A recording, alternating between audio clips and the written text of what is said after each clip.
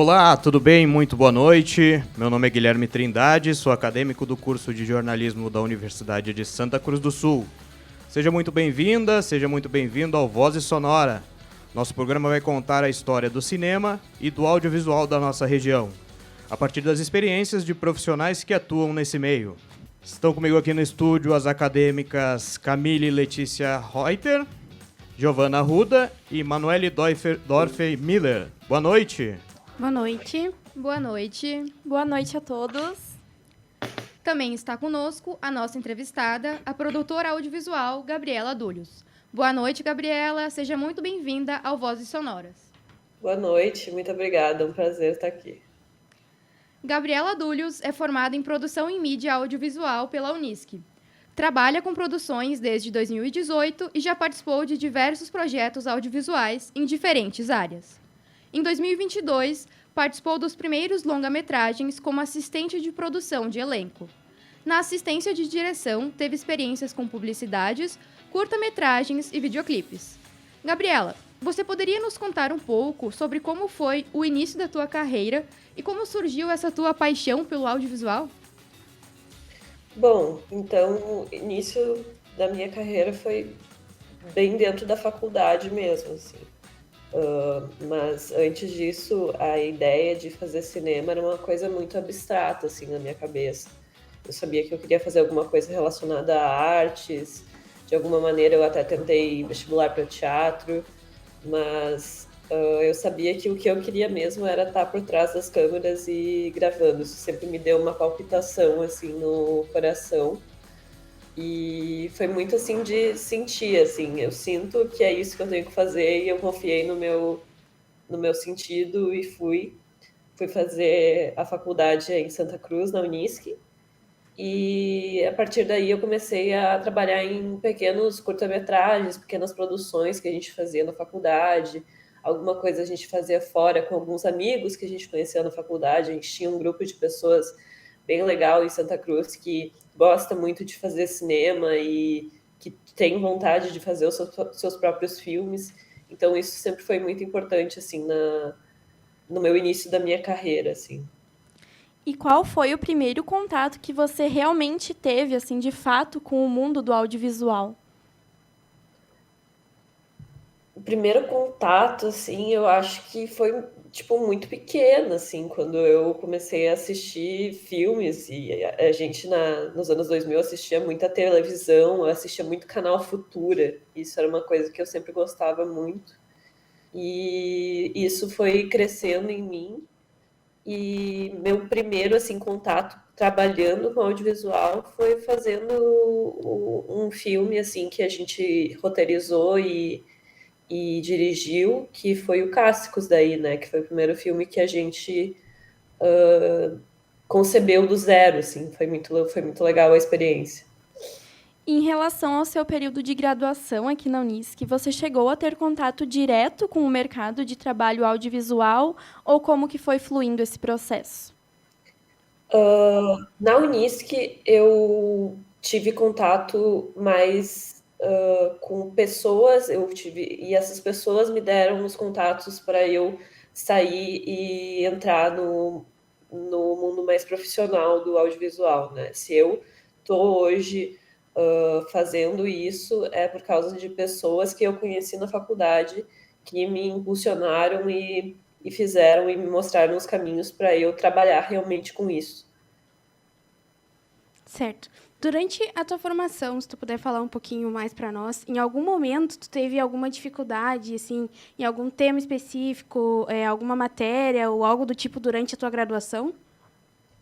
Sim, eu acho que todo mundo tem, né? É muito difícil, assim, a gente se dar bem com todas as matérias, mesmo depois que a gente escolhe uma faculdade. A gente sempre acha que vai ser muito diferente da escola, né? Mas às vezes muitas coisas são parecidas. Tu tem que passar por muitos campos e o audiovisual ele é gigante, ele é um leque incrível de possibilidades que tu pode fazer dentro do audiovisual, né? Eu tinha sempre mais dificuldade com as cadeiras de áudio, assim, para ser bem sincera. Nunca fui muito boa em captar e editar áudios, assim. Até a gente tinha um podcast, uma época, o William deve lembrar também, que a gente falava sobre cultura pop. Essa foi a minha maior conexão, assim, com edição de áudio, assim, mas é uma coisa muito, muito simples, assim, era a matéria que eu mais tinha dificuldade em criar e conceber. Já tinha mais ou menos uma definição do que faria mais para frente, né? Pô, eu vou para produção, provavelmente, ou eu vou migrar para um outro lado do audiovisual. Isso aí já estava meio que pré-definido ali durante a faculdade, deu para perceber isso. Cara, quando eu entrei na faculdade, eu achava que eu ia fazer fotografia, tipo, direção de fotografia no cinema, né? Eu achava que era isso que eu queria. Mudou completamente. Eu vi que eu gostava mais da parte tanto da produção quanto da assistência, assim, de direção. Então, eu sempre trabalhei muito com a parte mais, como é que eu posso dizer? Mais logística da coisa, sabe? De fazer acontecer, de organizar tempos, organizar as pessoas, sabe? Tipo, sempre nessa parte assim eu me dei melhor do que realmente nas partes mais criativas, que foi uma surpresa para mim, assim, mas eu realmente gosto, percebo que é isso mesmo que eu gosto de fazer, assim, hoje em dia. Como você tem lidado assim com os desafios de fazer o audiovisual aqui no interior, assim, do interior do Rio Grande do Sul? Fazer audiovisual no interior é bem complicado, assim. É muito importante e bom que tenham pessoas no interior que queiram contar suas histórias, né? Eu acho isso extremamente importante. Mas realmente, tipo, tu viver de cinema em Santa Cruz ainda não é uma realidade, né? Tu pode viver de audiovisual, né? Tem produtoras, tem agências que fazem, trabalham com audiovisual em si, fazem algumas vezes alguns filmes e tal, mas não tem um mercado, assim, as pessoas não vão ainda para Santa Cruz para gravar. No início do ano a gente foi para rodar um longa em Santa Cruz, foi bem legal, foi uma experiência bem interessante, mas ainda assim é um desafio porque Santa Cruz ainda precisa se estabelecer melhor no mapa do audiovisual, né? Eu acho que a gente está no caminho certo. Tem o Festival de Cinema, agora tem a Santa Cruz Film Commission. Eu acho que as coisas vão melhorar daqui para frente. Então, mas é muito complicado fazer cinema no interior, sim. É outra realidade. São menos pessoas com formação para fazer formações técnicas, eu quero dizer, né? Tipo, um assistente de câmera, um produtor de som, essas coisas assim, às vezes é mais complicado. Acaba que no interior, tu tem que saber fazer um pouco de tudo, sabe? E isso, às vezes, no cinema, de grande escala, não tem como tu abraçar tanto, sabe? Tantas coisas ao mesmo tempo. Então, eu acho que seria legal um dia a gente ter mais formações além da universidade para as pessoas fazerem especializações depois da universidade e a gente conseguir montar tipo um mercado de audiovisual em Santa Cruz. Seria muito legal.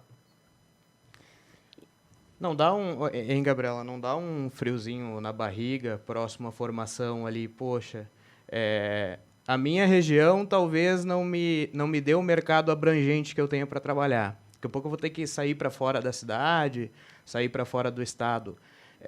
Acho que do meio para o final da faculdade a gente já tem essa percepção, né? Não dá esse friozinho na barriga quando, pô, vou me formar, vou para onde? Nossa, sim, com certeza. A gente fica. Eu trabalhava em Santa Cruz, eu tinha o meu emprego também um pouco relacionado ao audiovisual, não à produção de filmes, mas tinha ali relação com o audiovisual. Mas antes de me formar, quando eu estava no meu último semestre, eu já vim para Porto Alegre, né, para trabalhar aqui. Então, foi aqui, e ainda assim aqui é muito complicado, sabe? O lugar mesmo de ter as oportunidades é São Paulo, Rio de Janeiro, né? Aqui, sim, Porto Alegre já é difícil, Santa Cruz é mais difícil ainda. Então, sabe? Tipo, sim, tenho muito frio na barriga, eu tenho frio na barriga até hoje, porque é muito difícil se estabelecer também nesse mercado que tu tem que ser autônoma e tu tem que ser meio que a pessoa que vai, tipo, te alavancar para as coisas, as coisas só dependem de ti, sabe? É muito complicado, é muito complexo, mas vale a pena quando a gente sabe que é o que a gente quer fazer de verdade, sabe? Tipo, que a gente sente que a gente está participando de algo maior toda vez que tu participa e tu faz um filme acontecer, sabe? Show. Agora, puxando um pouco para a parte mais técnica, tá, Gabriela? Tu poderia falar um pouco para a gente, assim, como funciona o processo de montagem, a produção de um filme? Eu, eu não sei se, tipo, tu quer saber mais de um curta-metragem ou tu quer saber de um filme, um longa, porque são processos diferentes. Pode ser de um curta, então, para nós. Tá. De um curta, a gente vai primeiro pensar na concepção dele, a gente vai partir de uma ideia, uma coisa bem abstrata, né, geralmente. A gente vai montar argumentos e aí, a partir do argumento, a gente vai fazer uma, uma escaleta ou montar um roteiro, assim, tipo,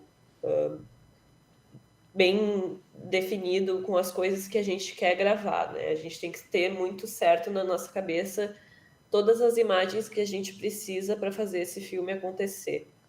Aí, a partir desse roteiro, a gente começa um processo de decupagem, né? A gente vai tirar desse roteiro todas as coisas que são necessárias estarem aparecendo nessa cena, qual é a locação, vai ser numa casa, vai ser numa floresta, qual tipo de câmera a gente vai usar, que tipo de lente a gente vai usar. Então, é um processo que envolve muita gente pensando várias coisas para que tudo se encaixe perfeitamente e a gente consiga fazer o filme funcionar, né? Aí, depois que a gente faz todo um processo de pré-produção em que a gente pensa todas as etapas do filme, tudo que a gente precisa, organiza as diárias, seleciona os atores, a gente vai para o set, e daí no set a gente tem que cuidar com o horário, porque a gente depende de locações, a gente depende de pessoas que estão disponíveis ali para a gente tem que cuidar também com que todo mundo esteja alimentado, né? São várias coisas pequenas, mas que a gente vai, conforme a gente vai fazendo mais, a gente vai percebendo, tipo, onde é que a gente tá pecando e onde a gente tá faltando mesmo, assim, tipo, faltou comida no set, faltou manutenção, faltou água, não sei, sabe? Tipo, esse tipo de coisa. Faltou alguma lente específica que a gente tinha que usar, ou faltou um ensaio do elenco, sabe? Tudo são coisas que a gente precisa pensar direitinho na pré, para que quando chegue a produção em si, a gente consiga gravar da maneira mais fluida possível, né? E dirigir, assim, é muito maluco, assim, porque tu vai ser a cabeça por trás de tomar as decisões finais, assim, tipo, todos os departamentos, a arte, a foto, o som, a atuação, todos eles vão te trazer coisas e tu vai ter que, tipo, organizar isso na tua cabeça e saber, tipo, tá, isso daqui vai funcionar, isso daqui pode não funcionar. Tu vai ter que manter também uma estética. São muitos pequenos detalhes, assim, que tu acaba, às vezes, só percebendo mesmo quando tu vai para um set e tu vive essa realidade, né? E depois do filme estar pronto, estar filmado, a gente tem ainda toda a pós-produção, né? A gente vai levar ele para a ilha de edição, a gente vai cortar o que não ficou bom, a gente vai montar, a gente vai fazer os efeitos, vai colorir o filme e por fim ainda a gente vai distribuir esse filme, né? Porque esses filmes não são feitos para ficarem nas gavetas, né? Eles são feitos para o mundo, né? Para as outras pessoas assistirem e para as pessoas poderem pensar um pouco a partir daquilo que tu criou a partir de uma realidade, né? Então, Eu acho que é isso. Resumidão, assim, da produção é basicamente isso. Seguindo nessa linha mais técnica, como foi o processo de adaptação com os equipamentos, com as edições dos filmes? Eu nunca fui muito da parte da edição, assim, então, tipo, sei o básico, mas eu participo muito do processo de pensar como montar esse filme, assim, tipo, a gente vai olhando e vai pensando assim, tá, essa cena talvez funcione melhor mais para frente, talvez funcione melhor mais para trás, talvez eu tenha um corte que dê para fazer. Então, eu sempre ajudei mais no campo de, tipo, dar ideias, assim, e dar sugestões, e não de montar em si. Então, eu não vou saber muito te dizer sobre, tipo, coisas mais técnicas de edição, sabe? Sim. Qual foi o maior desafio que tu já enfrentou até hoje durante a produção de um projeto ou até mesmo depois dele? Bah, o maior desafio que eu tive até hoje, eu acho que foi quando eu fui fazer meu primeiro longa aqui em Porto Alegre, que eu entrei como assistente de produção de elenco. E era um longa super especial, porque ele era praticamente completamente em Guarani, e o elenco era de pessoas indígenas que não eram atores, que não estavam acostumadas com estar na frente das câmeras, então foi todo um processo de fazer uma oficina de preparação de elenco. Essa oficina durou meses, né? A gente de ter a parte burocrática, né? De às vezes conseguir documentos, algumas coisas que a gente estava meio que na época do Covid, então a gente tinha que fazer toda a parte das vacinações, todos tinham que ter a carteirinha de vacinação com a segunda dose na época, né? Então muita gente não tinha sua carteirinha, não tinha documentos, então a gente ia atrás de providenciar os documentos para essas pessoas. E também a comunicação, porque muitos não falavam muito bem português e a gente não falava nada de Guarani, né? Então a gente contava muito com a ajuda de tradutores e tal, e pessoas, uma antropóloga também, que nos ajudava a ter essa comunicação melhor, mas no fim foi uma surpresa muito grande, assim, tipo, a conexão que a gente criou, assim, entre nós, da produção de elenco, dos assistentes de direção, com o elenco em si, sabe? Foi um laço muito importante que surgiu, que até hoje a gente se fala e de vez em quando o pessoal vai visitar lá a aldeia, eu quero muito visitar de novo. Então, esse eu acho que foi meu maior desafio, foi começar numa coisa que eu não conhecia muito, não sabia, nunca tinha feito nada parecido, e vir, assim, com os dois pés na porta, com uma coisa bem difícil, assim, para fazer, sabe? Mas foi uma experiência muito importante para minha formação, assim, como profissional. Tu falou que nessa época era a época da pandemia. Como Uhum. vocês se adaptaram para a pandemia? Como foram as produções? A organização desse meio nessa época? Foi bem complicado, porque muita coisa ficou parada completamente, então a gente teve que pensar maneiras de como a gente poderia continuar produzindo audiovisual dentro da realidade que a gente estava vivendo, né? Então, muitas coisas, medidas de proteção foram pensadas, né? A gente usava máscara o tempo todo, toda semana a gente fazia teste de Covid, todos tinham que ter as vacinas completas, assim, né? Tipo, todas as vacinas possíveis já tomadas. A gente tinha enfermeira no set, então qualquer coisa, tipo, a gente tinha que recorrer a ela, tinha que, às vezes, testar a Covid de novo.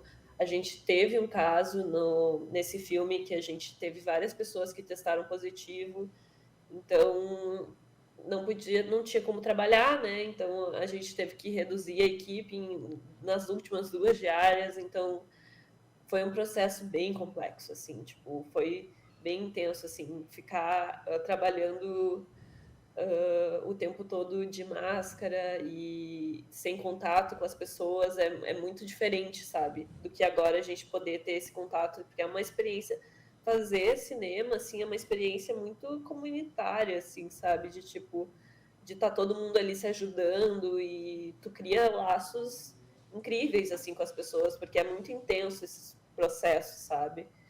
E a pandemia, tipo, fez a gente se afastar muito, então foi muito dolorido, mas graças a Deus a gente teve como fazer filmes mesmo com esse período tão conturbado, e hoje a gente pode já fazer sem tantas essas preocupações, né? A gente já está vivendo um período bem mais tranquilo. Claro que sempre cuidando, mas é outra história, né, hoje em dia. Sim, com certeza a pandemia foi muito desafiadora para todos, né? Mas agora, atualmente, como tá assim a tua rotina de trabalho como produtora audiovisual? Atualmente eu estou trabalhando mais com pequenas produções de ou publicidades. Vou fazer 2 curtas-metragens agora no final do ano, geralmente com dinheiro ou de edital, ou muitas vezes os próprios diretores desembolsam, né, um dinheiro para fazer esses projetos. Mas é isso, é uma vida de autônoma, nem sempre tem trabalho. Eu estou vivendo uma fase complicada até, que eu já estou há 3 meses mais ou menos sem trabalhar, porque não tem, às vezes não vem trabalhos para cá, ou às vezes não chega na gente, e por eu ser também mais nova, assim, eu entrei ano passado aqui no mercado de Porto Alegre, ainda é muito complexo para mim estar conseguir os espaços necessários para conseguir viver disso. Mas é isso, é uma construção, né? A gente vai onde a gente pode, a gente dá o nosso melhor nas oportunidades que a gente tem. E eu espero que ano que vem eu já esteja muito mais estabelecida e tenha mais tranquilidade no sentido de trabalho, né? E ainda é para vir muitas coisas da Lei Paulo Gustavo, né? Para vir muitas produções novas para cá. Então a gente torce para que o mercado abrace mais gente, né? Realmente, eu acho que o início da carreira geralmente é o mais difícil, é o mais complicado. Mas tu já teve, né, algumas produções aí. E dos filmes que tu produziu, qual deles que mais te marcou e por quê? Eu acho que com certeza foi o Cascos, né? Que foi muito importante. Foi o primeiro curta-metragem que eu dirigi com o Bruno, né? E foi um processo muito gostoso, tipo, numa equipe que se doou muito para o projeto e que foram, sabe, sets divertidos em que a gente nem percebe que a gente está trabalhando, sabe? A gente está vivendo aquela experiência e fazendo arte de uma maneira muito tranquila e enfim, assim, tanto que do Cássicos, quando a gente terminou de gravar, a maioria das pessoas da equipe, a gente fez uma tatuagem juntos, a gente tem uma tatuagem da galera que fez o filme. Então, foi um processo muito especial, assim, de E fazer. quais foram as tuas inspirações, Gabriela, para fazer o filme Clássicos? Olha, foram várias, mas a gente se inspirou muito em músicas, principalmente, né? Que a gente tem essa banda que chama Trombone de Frutas e o Bruno concebeu a história a partir de uma música deles, né? Que é a música que toca nos créditos finais.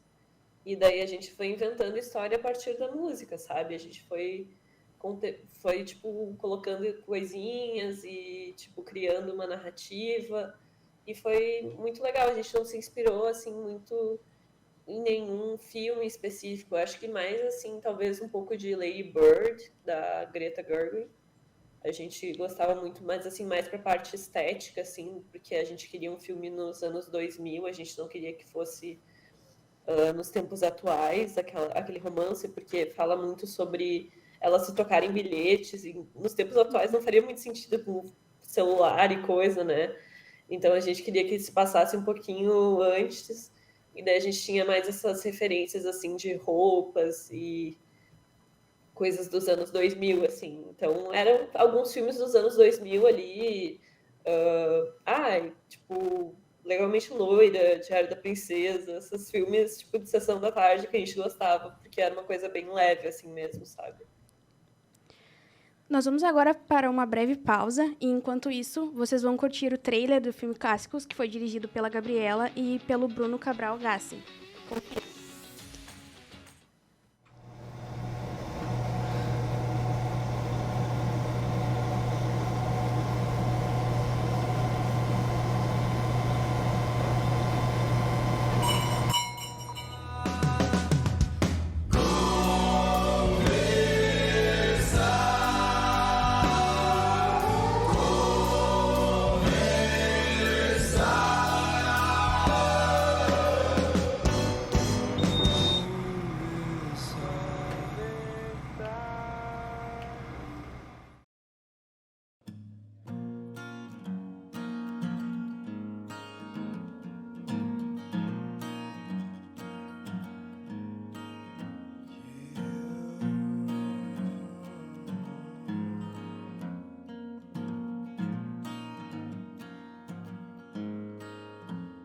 Um belo dia pra pensar em passar o dia inteiro sem pensar em nada.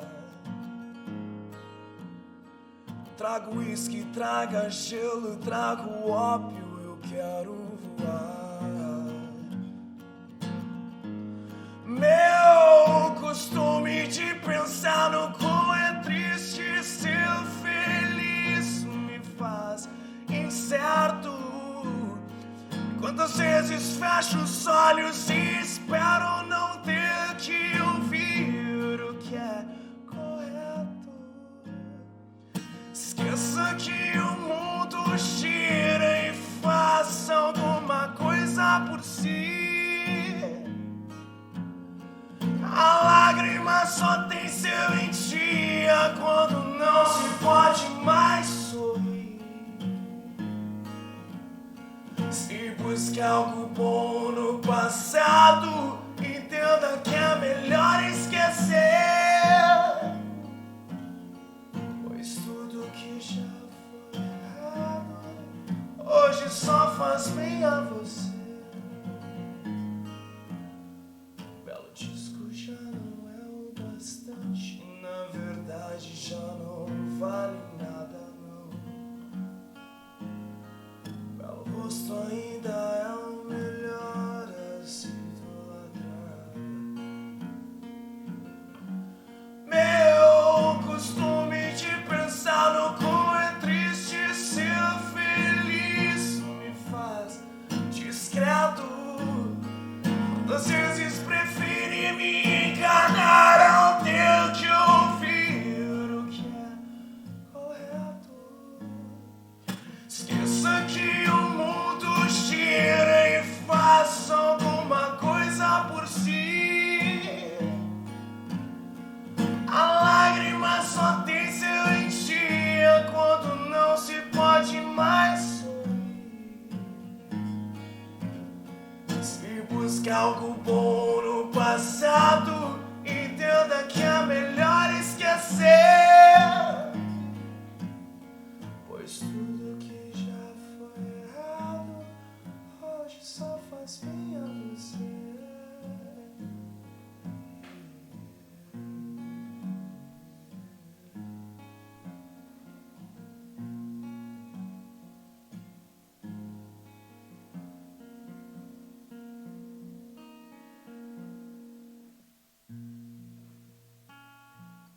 Estamos de volta com Vozes Sonoras. O nosso programa ele quer entender e mostrar um pouco sobre o cinema e o audiovisual aqui na nossa região.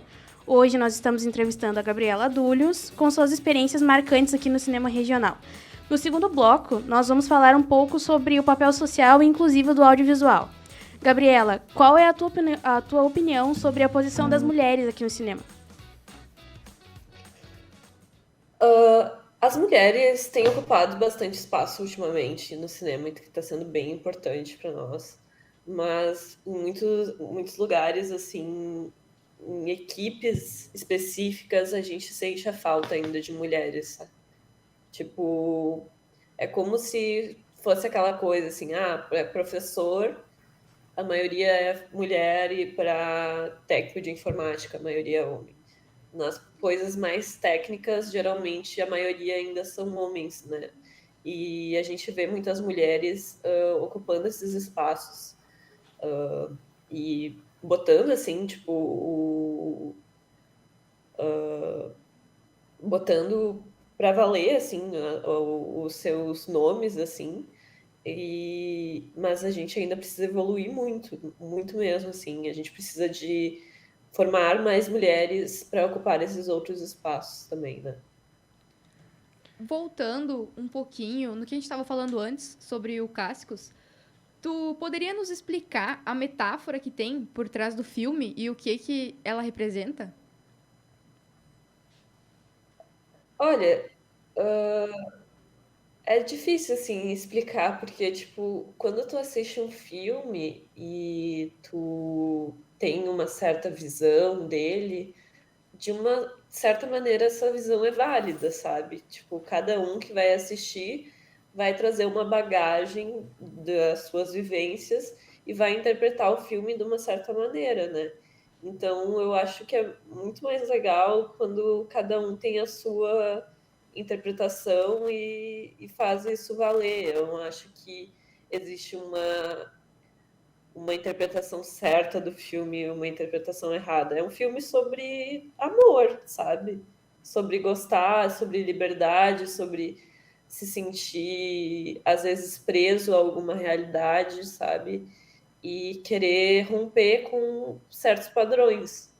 Mas eu acho que, no mais, é isso. É um filme sobre se sentir bem e seguir as suas vontades, os seus sonhos. E é basicamente isso. Tu falou que quando a gente olha um filme, né, vai muito da interpretação, assim, da gente. Tu poderia explicar o final dele? Será que ele vai ter uma continuação? Ou é para que cada um crie mesmo o seu próprio final para ele? A gente não quis dar um final justamente para que as pessoas pensem assim. Eu acho que é uma forma da gente fazer com que esse tipo de filme que não tem um final definido, ele ecoa muito mais na nossa cabeça, sabe? Ele faz com que a gente pense muito mais, tipo, tá, o que que aconteceu? Tipo, como que isso terminou? Como assim? Como é que tu tá me tirando essa possibilidade de eu saber exatamente o que que aconteceu?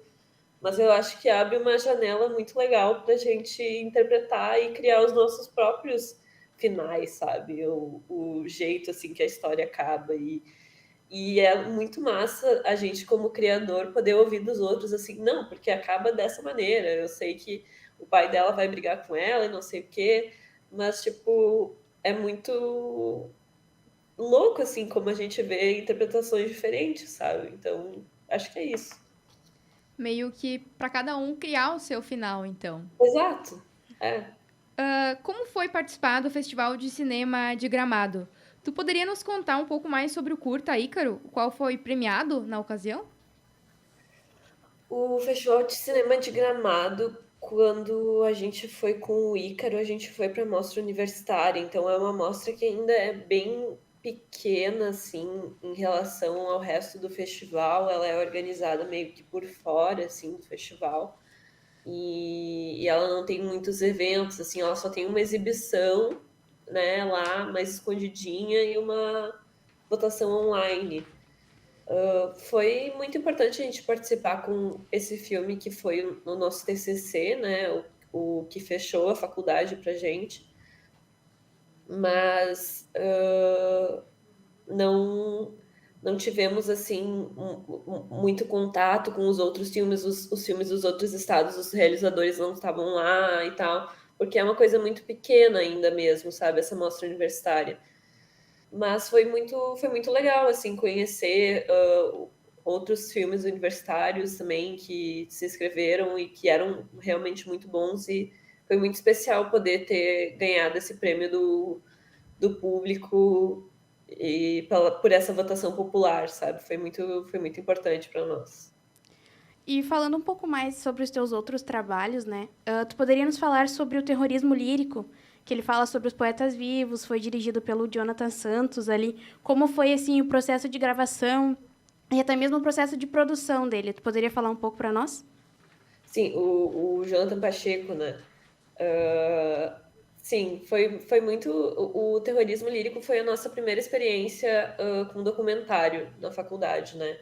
E a gente tinha tido a aula do meio que da história dos documentários primeiro, e a gente ficou muito impactado com um documentário que chama Línguas Deslatadas.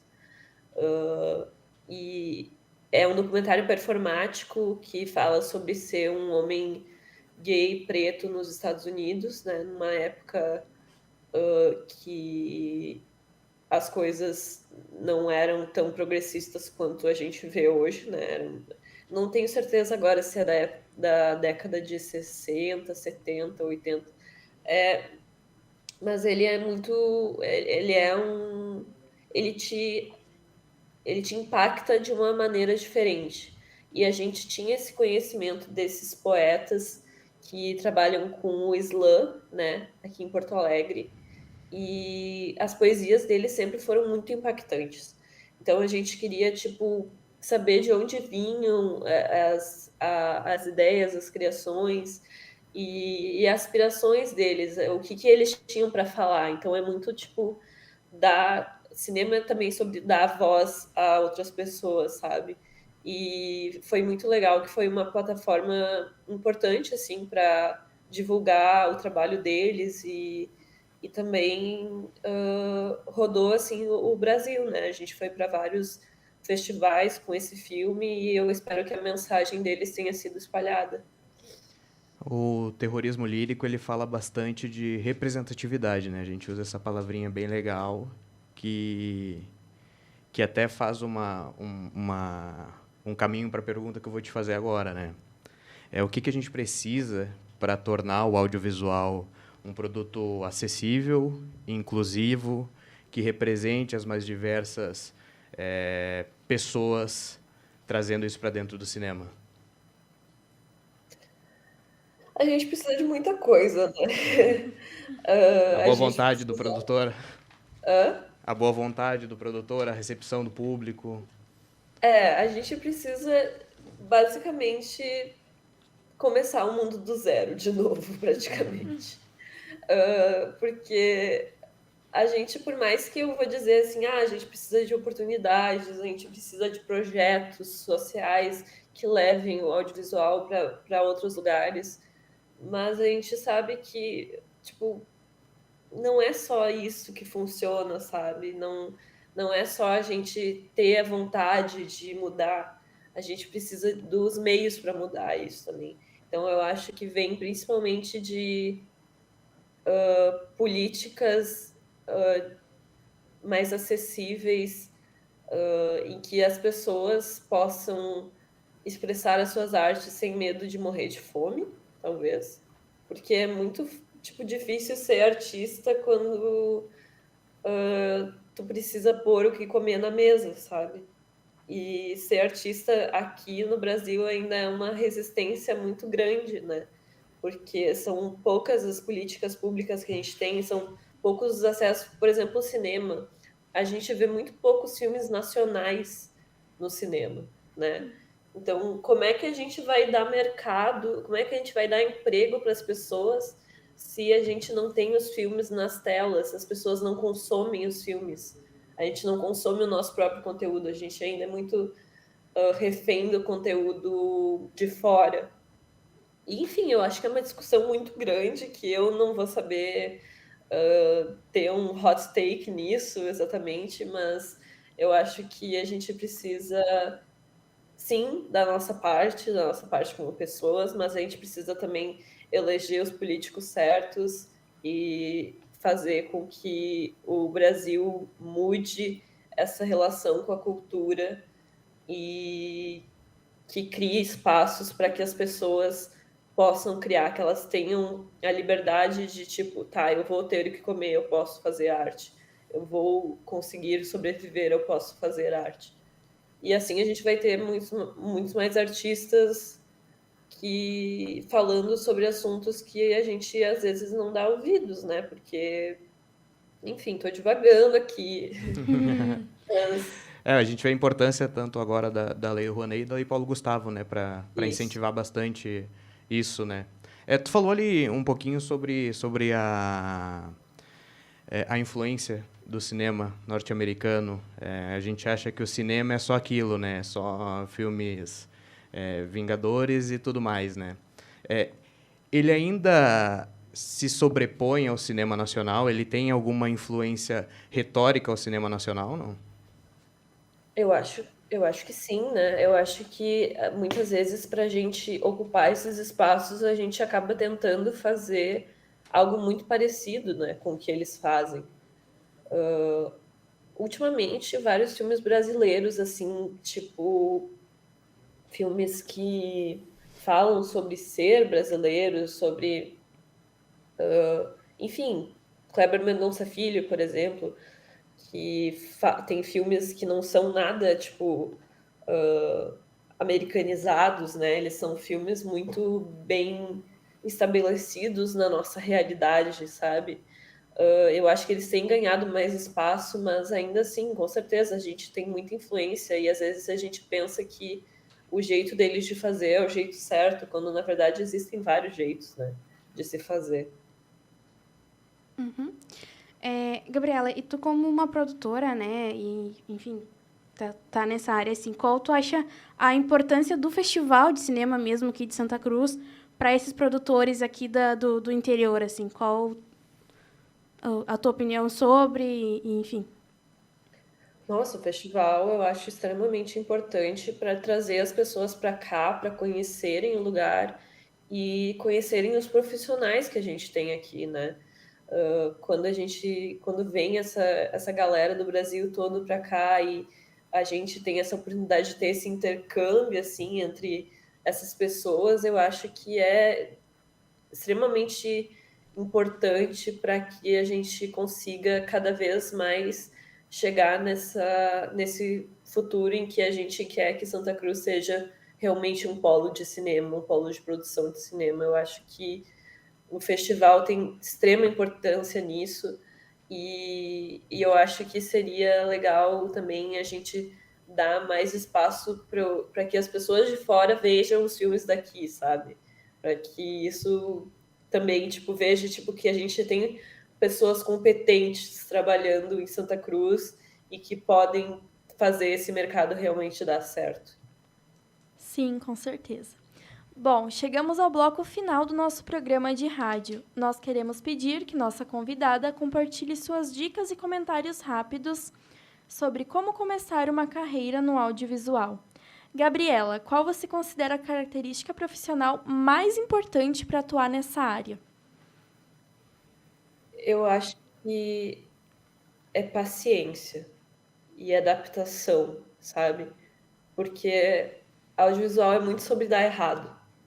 Então a gente tem que sempre estar disposto a começar do zero de novo e de ter paciência nas relações com as pessoas, ter uma flexibilidade, né, de se adaptar às adversidades, né, aos diversos cenários que aparecem, que se apresentam para a gente.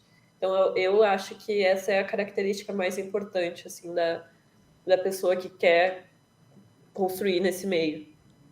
Sim. E assim, vamos encerrar o programa Vozes Sonoras, uma jornada pelas histórias do cinema e do audiovisual de nossa região, através de experiências de profissionais que atuam nesse meio. Agradecemos a nossa convidada, Gabriela Dúlios, por compartilhar suas experiências e saberes conosco. Voltamos na semana que vem com uma nova entrevista.